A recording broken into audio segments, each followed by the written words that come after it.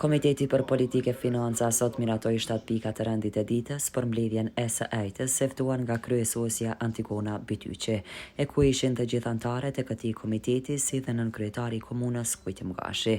Kryesuesja Antigona Bityqi me këtë rast njoftoi se nga rendi i ditës si pika për emërtimin e rrugëve shtyr për një mbledhje tjetër, kurse si pikë rendi dite u shtuan edhe 2 pika të reja, ato si propozim vendimi paraprak mbi dhënien e pronës komunale në shfrytëzim në afat të shkurtër për organizata të shoqërisë civile dhe propozim vendimi për formimin e komisionit vlerësues, tha ajo. Për rendite sot kemi pas të propozuara 5 pika të rendit të ditës, mirë po të shqyrtimi dhe miratimi i rendit të ditës janë bërë edhe 2 propozime të reja, ku gjithsej janë shqyrtuar 7 pika të rendit të ditës dhe do shkoj me radhë se cila është rekomanduar për kuvendin i cili do të mbahet ditën e njëjtë, pra nesër këtu në sallën e kuvendit në shtëpinë e bardhë. Kemi pasi pikë të parë, pikën e zakonshme shqyrtimi dhe miratimi i rendit të ditës, shqyrtimi dhe miratimi i propozim vendimit për bartjen e mjeteve dhe të kalimin e të hyrave vetanake të vitit 2024 në vitin 2025. Pastaj propozim vendimin për lejimin e mjeteve financiare për kompensimin e dëmeve të shkaktuara nga shpërthimi aksidental i mjeteve piroteknike në lagjen Bashdorhane.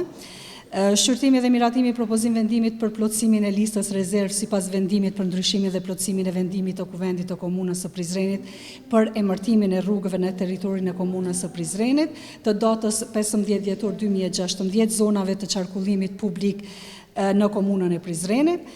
pikë e cila nga të gjithë anëtarët e Komitetit për Politikë dhe Financa unanimisht u dakorduam që kjo pikë të sillet në një mbledhje tjetër të kuvendit të komunës së Prizrenit,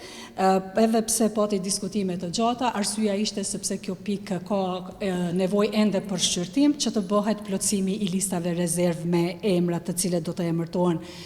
pra rrugët e komunës së Prizrenit. Dhe është lënë për një mbledhje tjetër, si pikë të 5 e patëm raportin financiar për periudhën janar-mars 2025 dhe si e ceka në fillim u bën edhe 2 propozime të reja, pra propozim vendimi paraprak mbi dhënien e pronës komunale në shfrytëzim afat shkurtër organizatave të shoqërisë civile dhe si pikë 7 propozim vendim për formimin e komisionit vlerësues. Pra ky komision vlerësues i cili ndërlidhet me pikën paraprake që u është propozuar.